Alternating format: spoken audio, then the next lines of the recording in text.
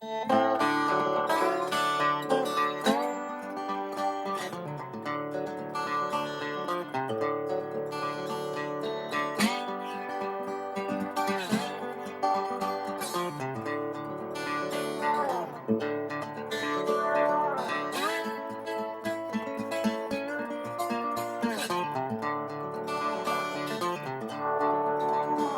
the rain don't fall, that's when you know you're gonna go dry.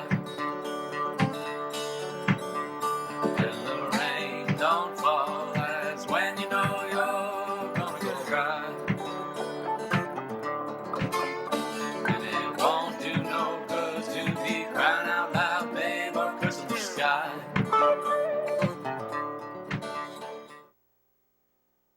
Welcome to Thinking Green. I'm Rana, and this is the first live show we've done for a while, so people are welcome to call in. My guest tonight is Mathew Braunstein, who has been on the show a few times, largely talking about books he has written in the past, but not exclusively that. And Mark's latest book, you can maybe see it on the table, maybe not. It's called Mindful Marijuana Smoking. And we're going to talk about that book and I guess do a little bit of a show and tell of some of the contents of the book. I've got all the implements right, all the drug paraphernalia right in front of us. So Even the drug.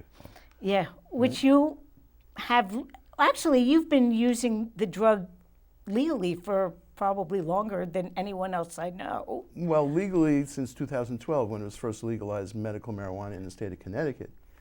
But medicinally since 1990, my spinal cord injury, and recreationally since I was a high school teenager, which is 1967 when I first began smoking.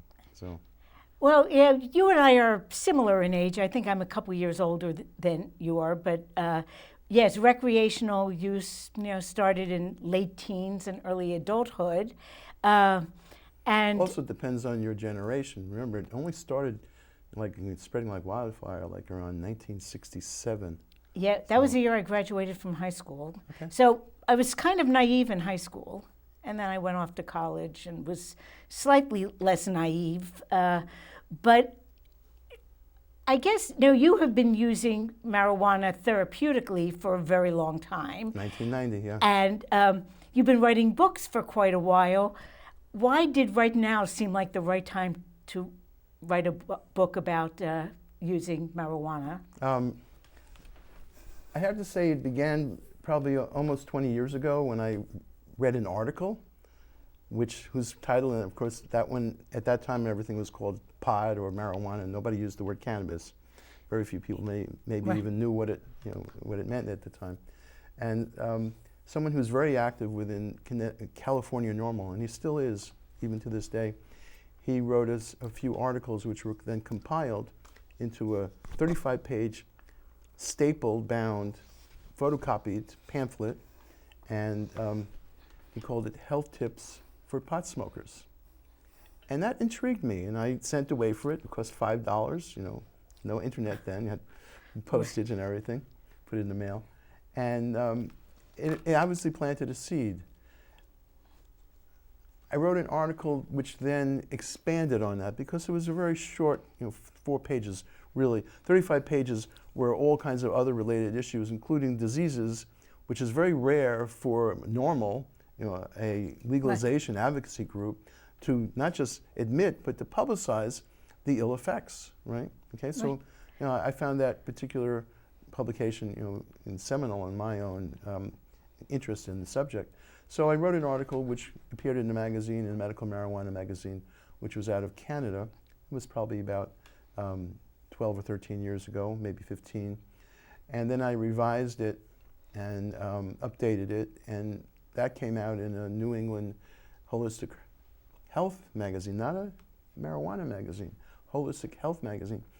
And it's called Spirited Change. And that came out about six or 7 years ago. So legalization spreading like wildfire, it seemed like now is the time to really put this in a book form. And I have to be very honest, egotistical. An article comes out, one day, and a week later it's gone, or a month later after the next issue comes out. But a book is a little bit more enduring, and I felt it's worthy of the subject of a book just to be able to keep the subject out there. And so, as we see the product, literally, it was published just 2 days ago. Wow, so this is really hot off the presses. Yeah. Well, I think I felt for a long time that one of the casualties of prohibition is that you don't get any health-related information. Everything, the dialogue is just, should it be legal, should it be prohibited? And you're sometimes countering ridiculous claims of the danger, but there's no space really made to talk about legitimate risks and how to mitigate them. Well, the U.S. government would approve experimentation. They had to be the ones that supplied the marijuana from their one farm in Mississippi. And in order to do any kind of research, they had to approve it, and they only approved ones whose aim was to show how bad it was.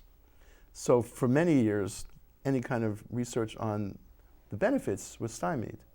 And it took medical marijuana in California to change that whole dialogue. And now it seems like the information is just becoming available in real time at a rapid pace. Yeah. When I read your book, there were some things that I kind of knew and some things that were sort of new to me or I hadn't really thought about it. And then some things I never even dreamed of thinking about in terms of, all of the different components and the different functions and the different benefits, the different risks. Okay? Yeah.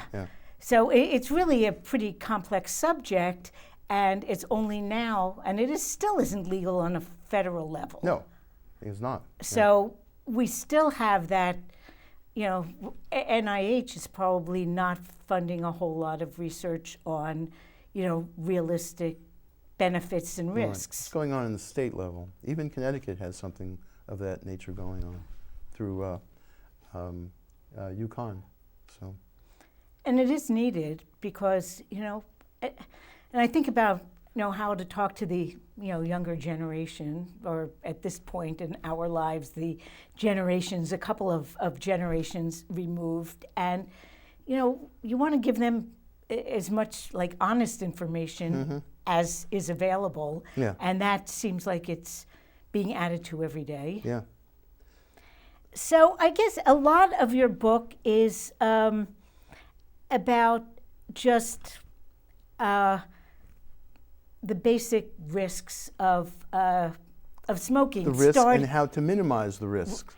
Exactly. And you started with the risks of lighting. So I don't know if you want to start talking and demonstrating some of the risks just from the time you strike the match or light the lighter, and what the risks are at each step, and how to that would be deal very with logical. them. That's how the book chapters are basically chronologically. But nevertheless, I'd like to go out of order for one thing first.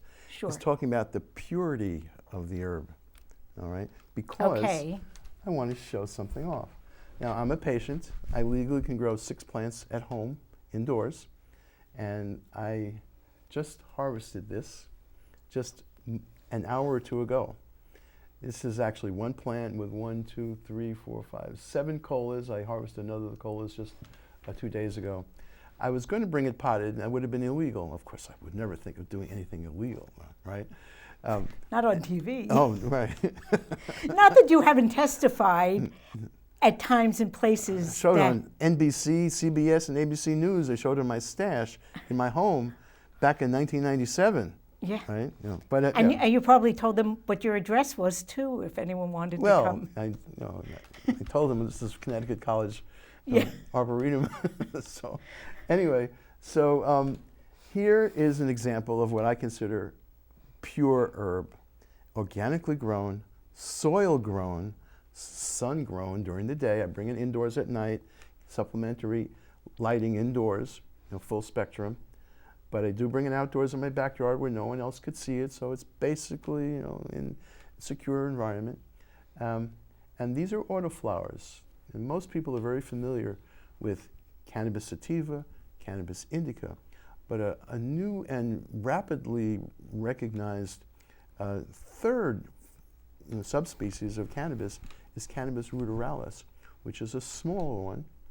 It's actually an offshoot of indica, and it's been crossbred with indica to give it more potency because it is less potent. So this is an autoflower. Autoflowering, to differentiate it from what's called period ones, where you have to have the daylight and the night, slowly the night is lengthening and the days are shortening, and that's when marijuana and cannabis will begin to flower. Autoflowers just start flowering regardless of the length of the day, okay? So this is 2.5 months old. It started flowering after 1 month. This isn't just all flower, except for a few of the fan leaves on the outside. So this is my stash right here, right? I'm legal because I can possess in my own personal possession 6 ounces at a time. Even wet weight, this is less than 6 ounces. So I'm not incriminating anyone else who might be here sitting with me, such as you. Right. Okay. So I just wanted to bring that as an example. And the problem with both corporate cannabis and, of course, black market cannabis is the impurities. All of the pesticides that are used, and this is including even in our own state of Connecticut, they use all kinds of fungicides. And in Connecticut, the 4 grow labs have to be all indoors, okay? And at one time, one of them was growing in soil, the other 3 hydroponic. None of them were growing organic. I don't know if that one that was growing in soil still is, because that was Connecticut Pharmaceutical. They were bought out, just like all the other. Originally, when the 4 grow labs in Connecticut were established, 3 were in-state, owned and operated by in-state residents, and 1 was out-of-state, was Curaleaf, which was headquartered in Massachusetts. All the other 3 were all bought out by multi-state, large corporations, and somehow Connecticut has let it all happen. Well, I don't know if Connecticut Pharmaceutical, which is now called CT Pharma, is still growing in soil. So when I did buy from the dispensaries, I only bought theirs because I felt soil rather than hydroponic. Hydroponic is all chemicals. Very rarely is hydroponic organic. Soil, you have the potential for organic. Of course, Connecticut's not. Who knows, yeah. It's not. Connecticut, all indoors, is very, very high rate of fungus because of the lack of ventilation. Even with a fan going, it's nothing like wind in the outdoors. Sure, and you don't have the sunlight either. Right, to sanitizing. So there's a very high rate of fungus growth on all of the indoor grown Connecticut medical marijuana. The state of Connecticut at one time allowed, it's measured in units, 1,000 units per gram of fungus was allowable. Then, there's a limit, okay? There's no way that it can be none. And too many of the batches were being disqualified and have to go rejected and had to go into remediation. They were radiated and then used not as to sell as flour, but to process into derivatives, concentrates, okay? Well, that's sort of a black eye for the idea of getting derivatives. Oh, absolutely. That's another reason to stay away from those. Yeah, that's usually the rejects, okay? So the 4 grow labs were able to convince the authorities, Department of Consumer Protection, DCP, which administers the medical marijuana program, to raise the limit. Massachusetts' limit is 10,000 units per gram. That's 10 times more than what Connecticut's was. The 4 grow labs, the 4 corporations, were able to convince Connecticut to raise the limit to 100,000 units per gram. So right there, there's a very high fungus rate among the flowers that are being sold in the dispensaries. Worst of all in the fungus is the fungicides. Now, when you talk about the impurities that are used in, there's herbicides, there's pesticides, which we use synonymous almost insecticides as pesticides. Pesticides is more of a blanket term. There's insecticides, there's heavy metals, because in the soil concentrates, and cannabis is a bioaccumulator. It concentrates the metals in it. Which is a great thing as long as you're not consuming the product. Right, okay. And then all of the hydroponically grown are grown with plant growth regulators, which is basically steroids for animals, for humans, plant growth regulators for plants. Now this, you'd think, would not be so bad, because when you smoke it, won't that neutralize it or destroy it in some way? The fact is, combusting it makes them even worse. Combusting them turns them into even more toxic substances, which are indeed transmitted in the smoke. Something light in area of smoke can still transmit the heavy metals, including even lead, okay? So you want to stay away from any kind of contamination in the cannabis that you're going to smoke, because smoking actually makes it even worse than it is to begin with. Because if you ate it, your stomach can deal with it much better than your lungs can, all right? Because what's safe to eat and put into your stomach is not necessarily safe to smoke and put into your lungs. Two different organs altogether. Okay, so you want to stay away from underground, black market, but you even want to stay away from corporate cannabis. And there's really nice people who work in our dispensaries here. Corleaf, I know one of the persons behind the counter, she's a pharmacist. I know several people that used to be called Thames River Valley Alternative Relief, and it's now bought out by botanists. And I know two of the people who are still working there, all great people. But the fact is that cannabis is not the best. It's not the purest. All right?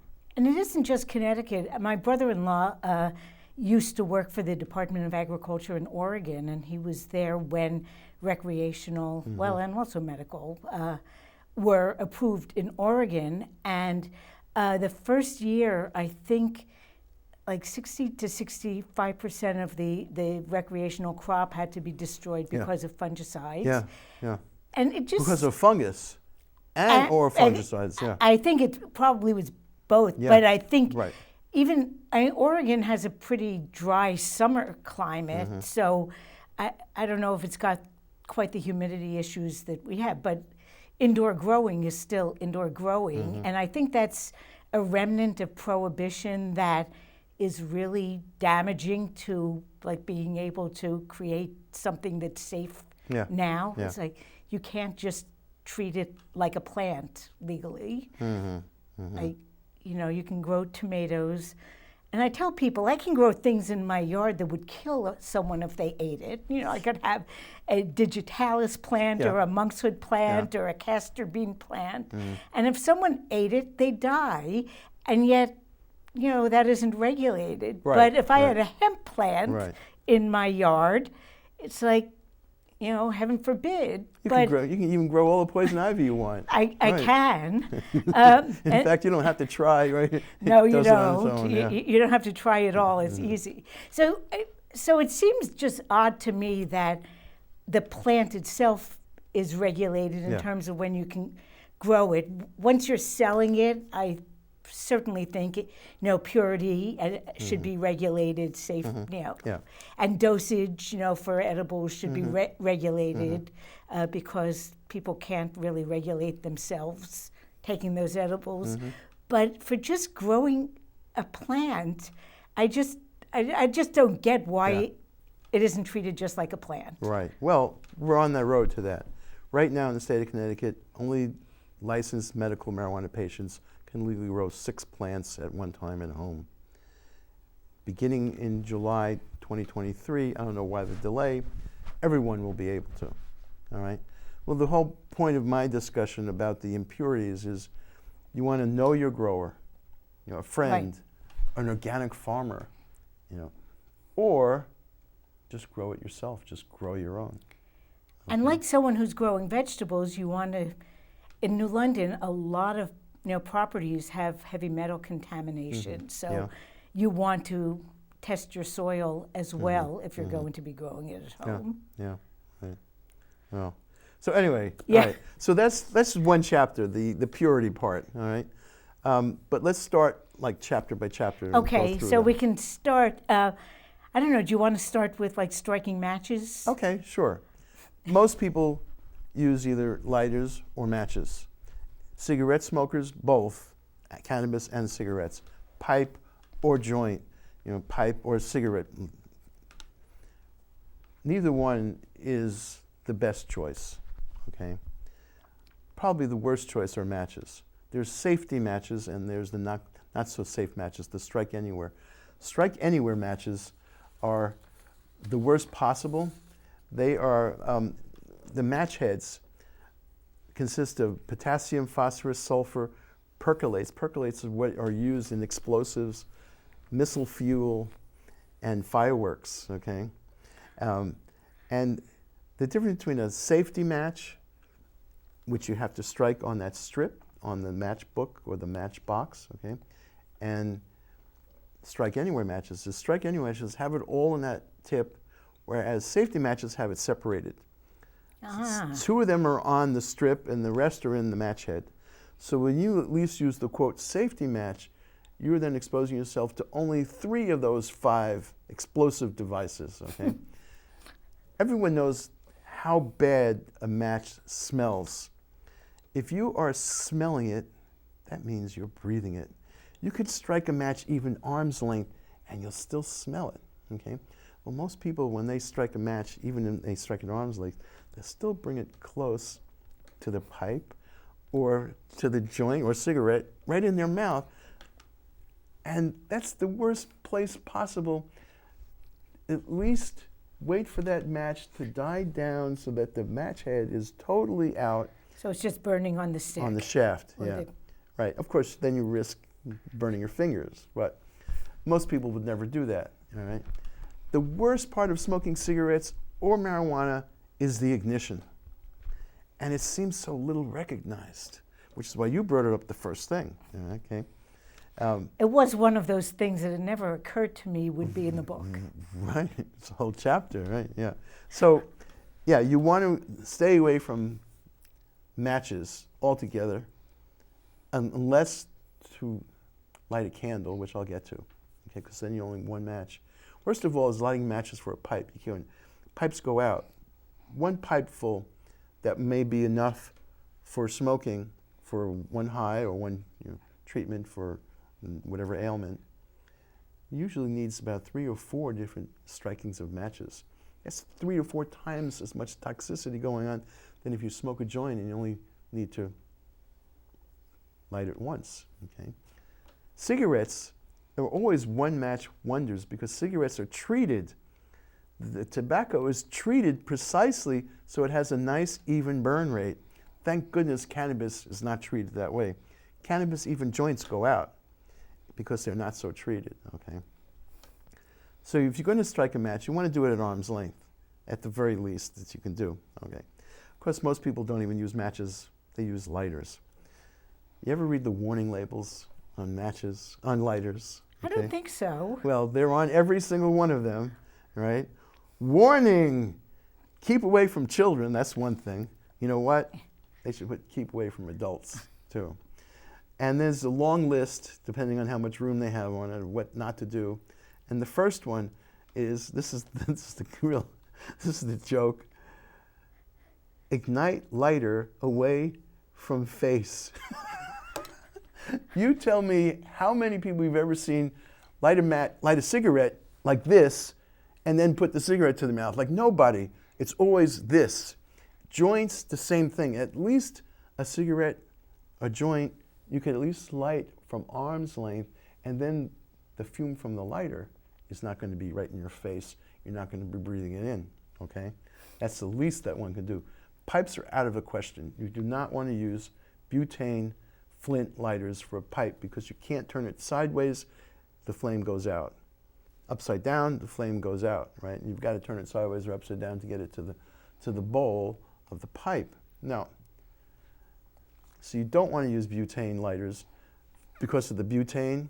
The worst thing possible is not breathing the butane fumes from a combusted butane, but from non-combusted. Because if and I'm not going to light this, probably could not even use a lighter in here. Probably not. I'm not going to light it because I'm not going to strike the flywheel, which is that fake Flint. It used to be Flint, but now it's ferrocerium, which expels a very minute micro dust, a cloud of microdust, which is toxic.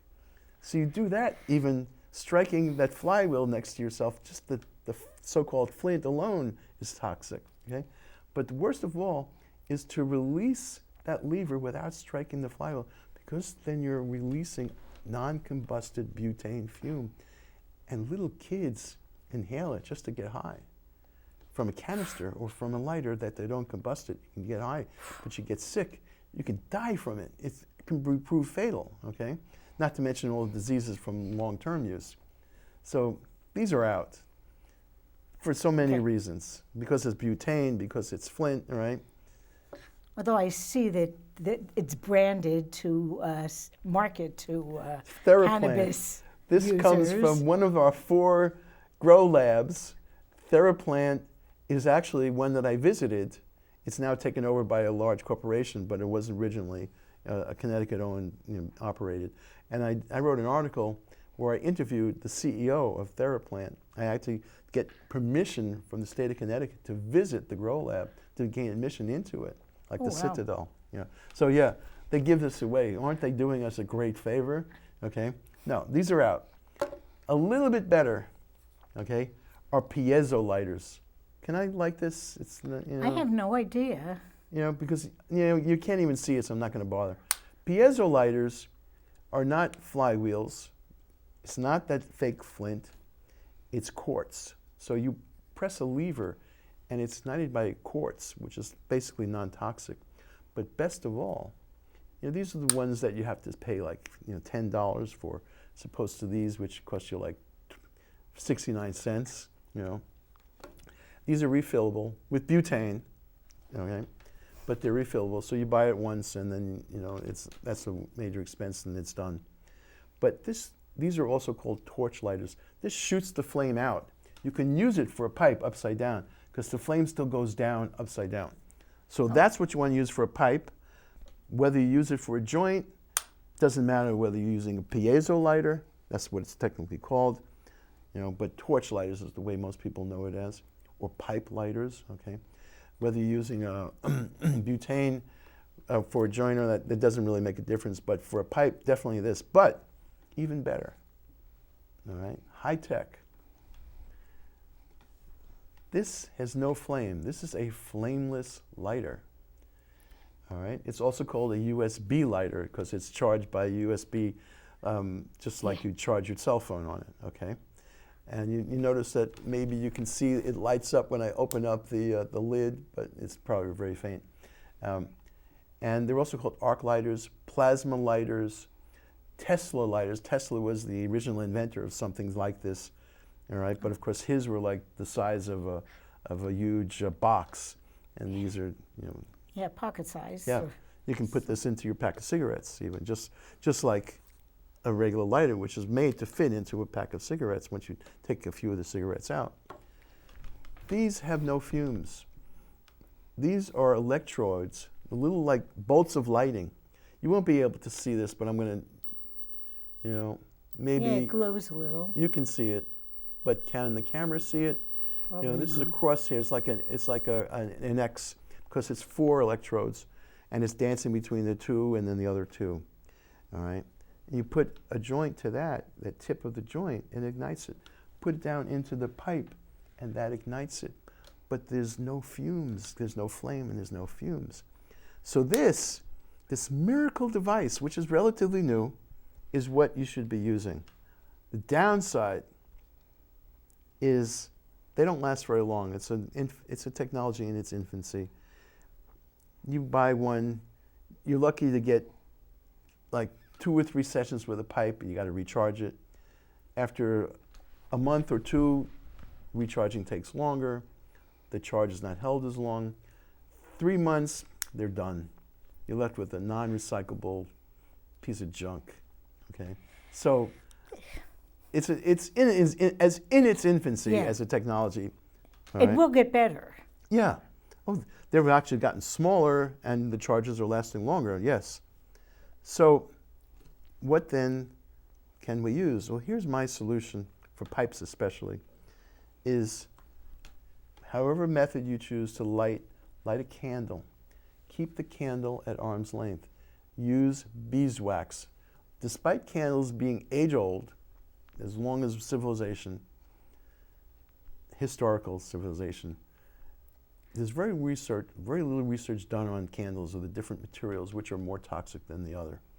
At this stage, the little research that's done, you want to go for either the vegetable waxes, vegetable oils, or beeswax. Okay, so you light a candle, whatever means you may choose, even if it's a match. You keep the candle at arm's length. You light your joint, and then the candle, if it's a pure candle with no flavors, no scents on it, because those are even more toxic. You keep it on. You don't smell the candle. That means you're really not breathing the fumes from it either. So you can light your joint in the candle at arm's length, or you can use toothpicks to light the toothpick in the candle to light your pipe. Flat toothpicks, not round. These flat toothpicks are smaller, they ignite much better, and the flame keeps on right down to the bottom. You get a whole lot in one box. 750 count, yep. All right, so this would be the recommended method, is a candle and toothpicks for pipes, or just a candle alone for joints. All right, so. Okay, so we've gotten through lighting it. Ignition, yes. And you make the point in the book that even with all the edibles available, smoking is still the number one by far. Despite all the alternative ways, salves, ointments, tinctures, tablets, pills, edibles, medibles, and medical edibles, still in the dispensaries, 60% is still flower that's sold. And then on the black market, it's almost 100% is flower that's being sold.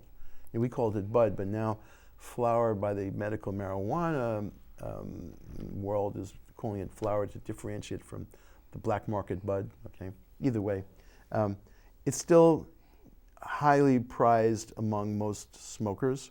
It's just flower, not oils, not waxes. We're not talking about that. Okay, flower, yes. So for that reason alone, smoking is still the most prevalent.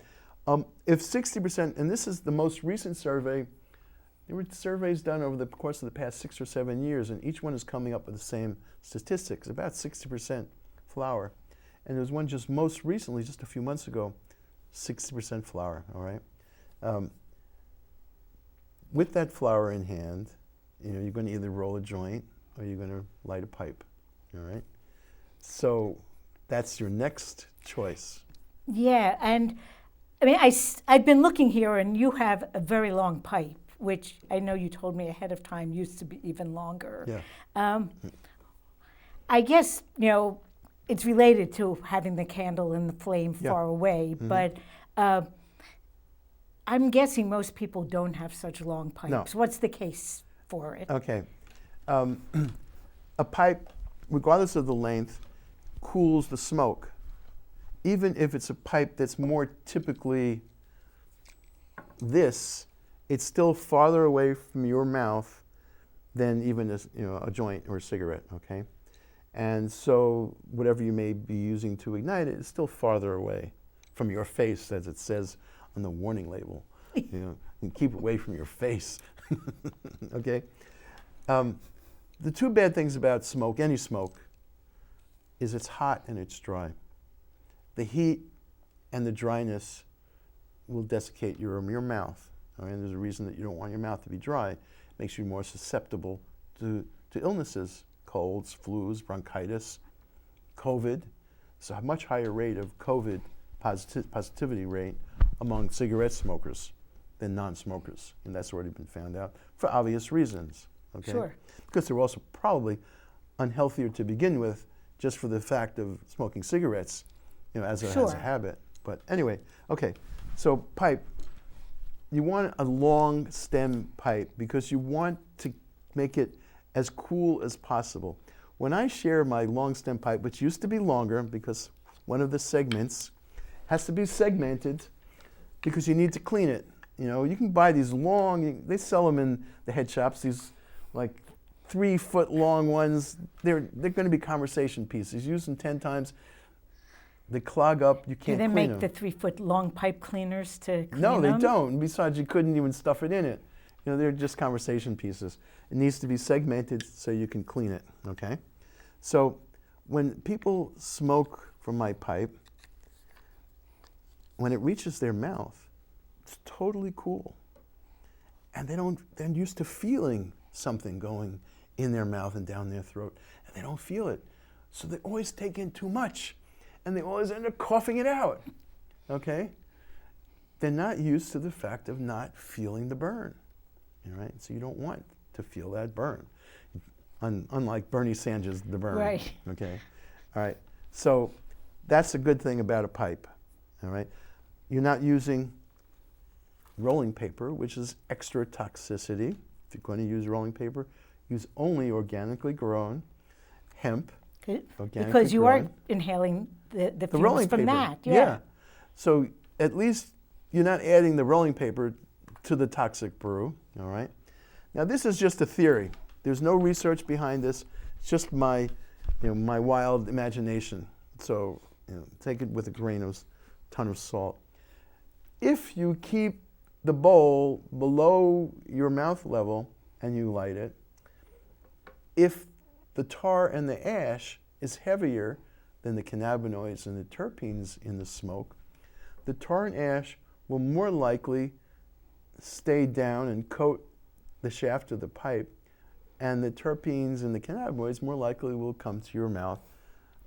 Okay? That's just a theory. We look forward to more research on the subject. Right, yeah. I'll volunteer my pipe for that. Okay, right. So you want a long-stemmed segmented pipe. It has to be segmented even where the bowl is detachable so you can keep them clean.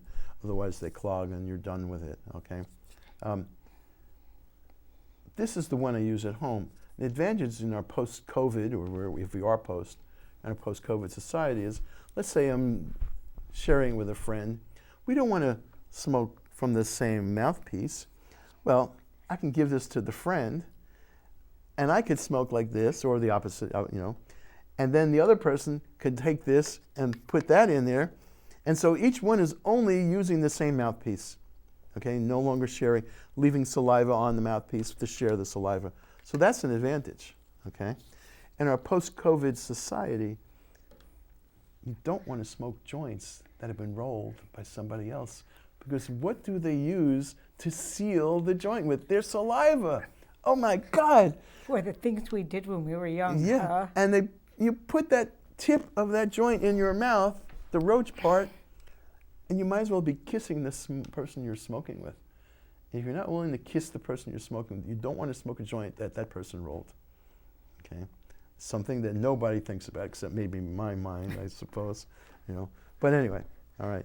So now they might. Well, right. Okay. So okay, I think we covered the pipe department. Okay, I see here you have something that has water in it. Yes. Oh, a water pipe. Yeah. Voila. A water pipe that I'm not lighting it now. I'm just going to make bubbles. That reassuring sound of the bubbling. You think that you're doing your lungs a favor. You think that you're moistening the smoke and you're cooling it. You're wrong on one count. Yes, you are cooling you or anyone, yeah. Not you, me, you. You are indeed cooling it, but you're not moistening it. There's no water vapor that gets transmitted into the bubbles into your mouth, okay? You think there might be, but there isn't, all right? The water gets really stinky after just a single session. It stinks. And when you pour it down the drain, you think, wow, I'm doing my lungs such a good favor. That would have been in my lungs, and now I'm pouring it down the drain. Yes, it traps most of the tar and the ash. But it also traps the cannabinoids. So you end up smoking more. So are you doing yourself a favor? Probably not. You're probably just canceling out any advantage of trapping the tar and the ash by having to smoke more of it. So all the research that were done on water pipes, which had been quite extensive until like 20 years ago, was coming up with the fact that the cannabinoids are being trapped because they sort of are in unison, the tar, the ash, the cannabinoids, the terpenes. There's been no further research in the past 20 years about water pipes because the research now that's been going on has been going to vaporizers, all right? Vaporizers indeed are an improvement over smoking. Vaping indeed is better than smoking. It's not a total panacea. This mouthpiece part, which is where we hold the bud, is very clean right now. After just 5 sessions, it would be all clouded up with gunk, which is what?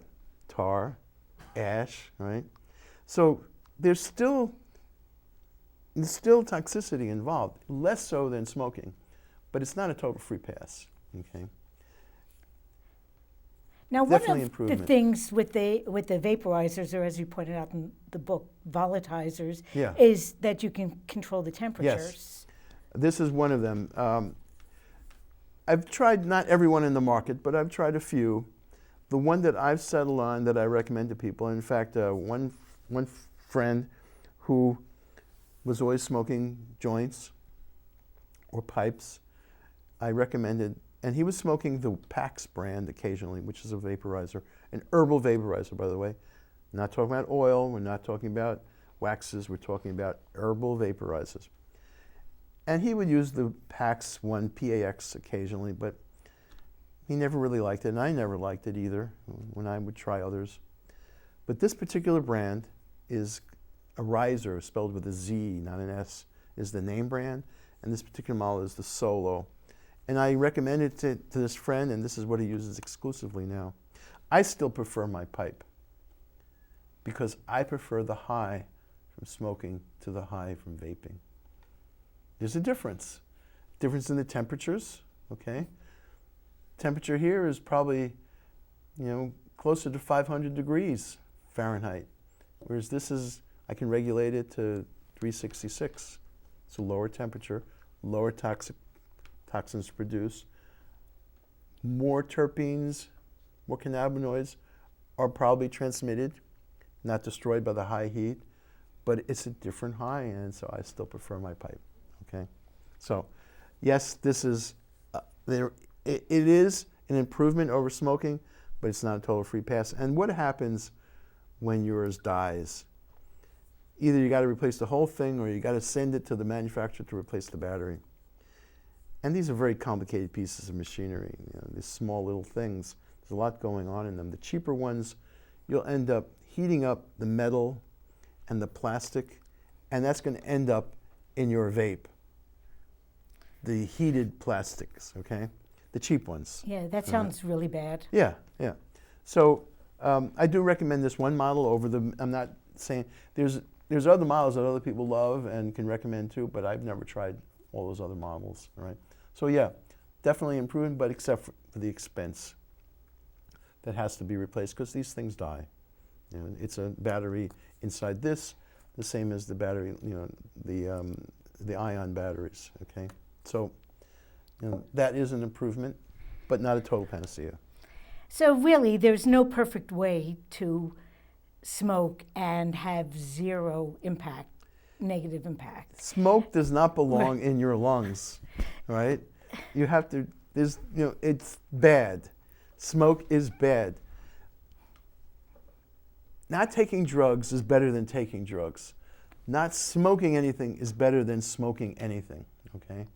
But if you're going to do drugs, in this case cannabis, and if you're going to smoke cannabis, these are the better ways of doing it. Well, we've been talking about, harm reduction in terms of public policy. That's the term, harm for reduction. a long time. Yes. And this is sort of harm reduction on a personal level. Yeah.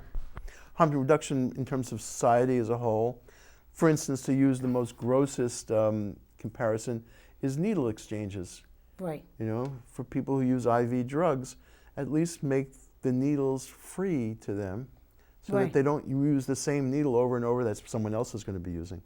And therefore, you're not transmitting their IV Right. diseases. Yeah. So yes, this is all, the book is all harm reduction. Yes. Okay. So, all right. So yeah, so once a person has determined they're going to smoke some, and you know, I'm all about there not being a stigma, and I'm not. In addition to people who use it medicinally or therapeutically, personally, I don't think it's necessarily a bad thing for people's perspectives to be altered at some times in their lives. But if you're going to do it, what other things can you do to help your health? Yeah. Help you be more resilient in Yeah. the face of this? Okay. Let me just, not quite answering your question. Okay. I will answer your question. But the way you smoke, very important. The easiest, the most important single thing I can recommend, which is the first chapter of the book, so people read nothing else, they read that, okay, is when you inhale the vape or the smoke, don't hold it in. Just breathe it in and release it. You know, that's really going to make a lot of people, give a lot of people pause. Yeah. People don't believe me when I tell them that. And everyone I've convinced to try, like I say, all right, do an experiment. Measure 2 identical quantities of your favorite herb. Smoke it your usual way. Wait 2 days, clear your head. Smoke it my way. Tell me if you still need that same amount for that other way. And you usually don't, you need less, okay? The reason is the linings of the lungs, the cilia, the alveoli,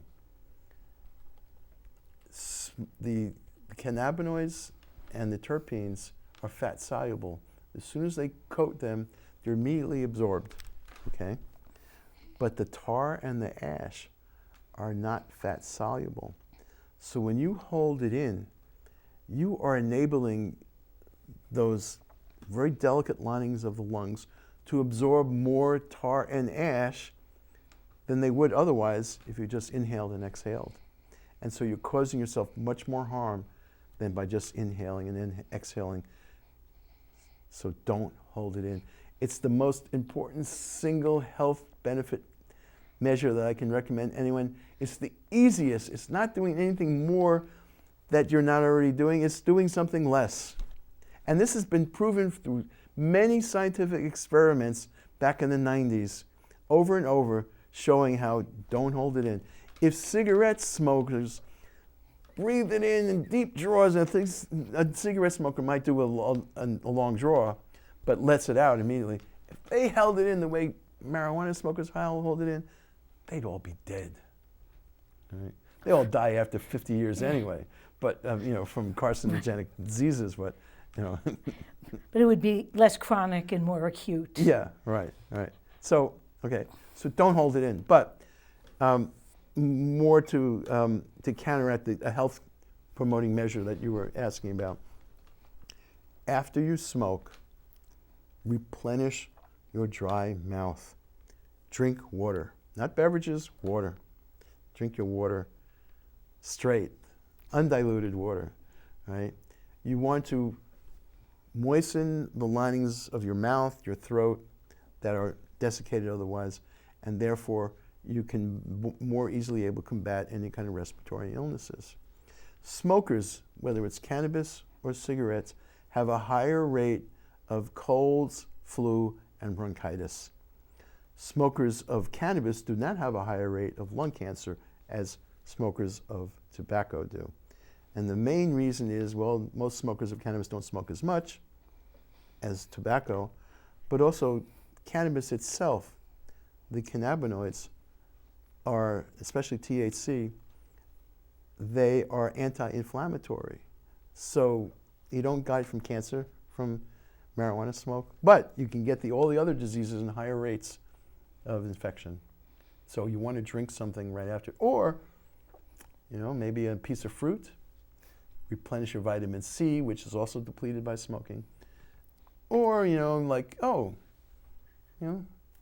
leafy green, just chew on some leafy green. It just happens to be, I don't know what, it looks so familiar. I can't imagine what that's doing over here. It's not my plant. I would never bring a live plant out of my home. Well, my concept was like to do a variation of between two ferns, but we only have one hemp. Okay. It's a hemp plant, by the way, yeah. Okay, so chew on some green, but if you don't have some nice leafy green nearby, yes you do. Chew on some of your dry herb. That chewing alone stimulates your salivary glands, and then you'll salivate. And of course, the chlorophyll in the leaves also cleanses your mouth. So we have about 5 minutes left, 4 minutes, I'm told. And so I guess my question is, what further research do you think still needs to be done? And what further policy changes still need to be done? Well, in either state by order? state, medical has been made legal, and then recreational, it needs to be federal. All right. It's still Canada, Schedule 1, right? Still Schedule 1. That's the most absurd thing of all, right? Canada is the entire country. It's legal. It's been about 5 years. The entire country. Canada legalized medical marijuana in the entire country long ago, right? Uruguay was actually the first country to legalize, but there's a big but there. They legalized only for Uruguayans, so they didn't want a tourist trade coming in. Of course, people still went there anyway, right? Sure. For that, just like ages ago in the 1960s, people went to Amsterdam because you could buy it in the coffee shops, as I did too when I went to Amsterdam. In 1974 was my first time. So I've never been there. We did grow when we were in Israel and learned that a lot of people learned about organic gardening through growing pot plants. So I consider it sort of a gateway to gardening interest. Yeah, that's actually a quote, a really great book that Bob had loaned me, which was so good. I read the first third of it and bought it myself. Was one of the mottos in his, cannabis is a gateway drug. It's a gateway to gardening. So so do you have any new projects in the last 2 minutes we have? Well, this is my 6th book. I'm 70 years old. I'm going to be 71 in 2 weeks. Happy birthday. It's such a stressful thing to sign a contract and have the publisher want you to have that book done in a year. It was a very stressful year in my life to get that done. Of course, I'd written some of it before the contract. I don't know if I'm willing to undergo the stress again. Okay, you're ready to enjoy retirement then. Yeah. Well, thank you so much for coming on the show tonight. You have a website, just markbraunstein.org, right? www.mark, it's spelled with a K, braunstein.org. Oh yeah, and it's up on the screen now. Okay. And you'll find my articles and my editorials about medical marijuana and recreational cannabis all there. Well, thank you so much. It was pretty educational. The one thing you didn't talk about was how to make a pipe out of an apple, but people have to read the book to find that piece out. So I'm not quite sure what next week's show is going to be, but we're going to try to do more live. Not that we're really post-COVID, but it's good to get out in the world and see people in person. So thanks for coming on, and thanks for coming on live. It was fun. Thank you for being here and continuing the saga of the Green Party Network here. Yeah, the Green and Green Leaf Party. So good night, everyone. We'll see you next week.